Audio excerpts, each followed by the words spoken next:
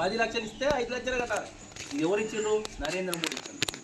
కనుక ఎస్టీలు ఇట్లా కోళ్ళ ఫారాలు కానీ, పొటేళ్ల పెంపకం కానీ, కోళ్ళ పెంపకం కానీ ఇట్లా డెవలప్ కావాలా, స్మాల్ స్కేల్ ఇండస్ట్రీ డెవలప్ కావాలని నరేంద్ర మోడీ గారు పిఎంఈజీపీ ప్రధానమంత్రి ఎంప్లాయ్మెంట్ గ్యారంటీ కింద ఇట్లా స్కీములు ఇచ్చి డబ్బులు ఇచ్చి ఎస్టీలను డెవలప్ చేస్తున్నారు.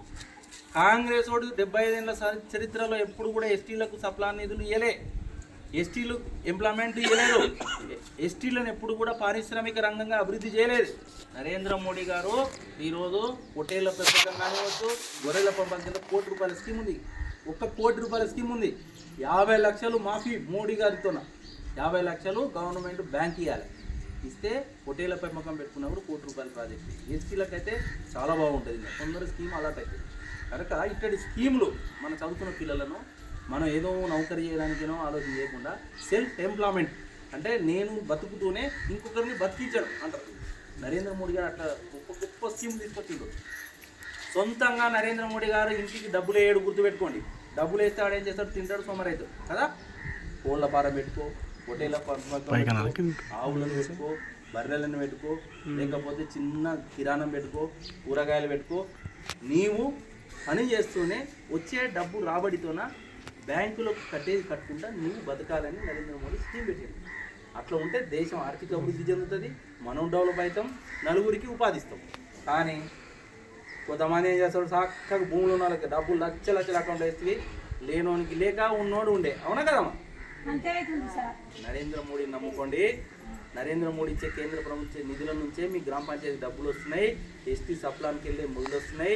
ఎస్టీలను డెవలప్మెంట్ చేయడానికి, పారిశ్రామిక రంగంగా అభివృద్ధి చేయడం కోసం నరేంద్ర మోడీ గారి స్కీముల ద్వారానే ఈరోజు చిన్న సన్నకారు రైతులందరూ కూడా డెవలప్ అవుతున్నారు మోడీ పుణ్యాన్ని. కనుక మనం అందరూ కూడా నరేంద్ర మోడీ నాయకత్వం బలపడితే రవి లాంటి జెంటిల్ మ్యాన్, రవి గిరిజనుడు కదా, ఈ జిల్లాకు బాస్. ఏంటికి తెలుసా? మీ గిరిజనులందరికీ మీ యొక్క హక్కుల గురించి కొట్టడానికి బీజేపీలో ఉండి గిరిజన ఎస్టీకి మొత్తానికి జిల్లాకే పెద్ద. ఈరోజు ఆయన నా స్థానం ఎట్టడదో ఆయన స్థానం కూడా అట్టడిదే. అట్టటోని మంచిగా చదువుకున్నాడు, జ్ఞానవంతుడు, నాలెడ్జ్ ఉంది, కొట్లాడే టాలెంట్ ఉంది, గ్రామ పంచాయతీకి ఏం వస్తాయి, నా ఊరికి ఏం చేయాలనేటువంటి ఒక విజన్ ఉన్న లీడర్. అలాంటి లీడర్ను ఒకసారి చూడండి. ఎప్పుడు మనం పోతే చేస్తే వీళ్ళకేసి అంటే వీళ్ళు ఏం చేస్తారు?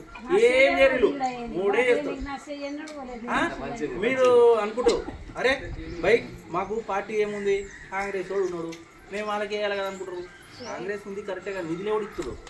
ఇంకోటి, ఇంతకుముందు మోడీ గారు ఏం చేసిందంటే డైరెక్ట్ స్టేట్ గవర్నమెంట్కి ఇచ్చేది ఫండ్స్, గ్రామ పంచాయతీ ఫండ్. వాళ్ళు ఇచ్చినప్పుడు మనం చేయనప్పుడు ఉండే. ఇప్పుడు అట్లా లేడు. ఎవరు సర్పంచ్ అవుతారో, ఎవరు వార్డు నెంబర్ ఉందో తీర్మానం చేసినట్టు తీర్మానం కాపీ తీసుకుపోయి ఇచ్చేస్తే చెక్ ఒక్కటే నిమిషంలో చెక్ పాస్ అవుతుంది. అంటే డైరెక్ట్గా సర్పంచ్ అకౌంట్లోకి మోడీ పైసలు వేస్తున్నారు. అట్లప్పుడు మోడీకి వేయాలా, ఒకటి ఎవరికి వేయాలి చెప్పండి? మోడీకి వేయాలి. అందుకే రవి లాంటి వాళ్ళని ఇంకా నిలబెడతాం. మీ అందరూ సాయం చేయాలని మేము మీ అందరికీ పాదాభివందనాలు. మీ పాదాలు ముక్తం మా రవిని గెలిపిస్తే. సరేనామా? ఓకేనా? రైట్.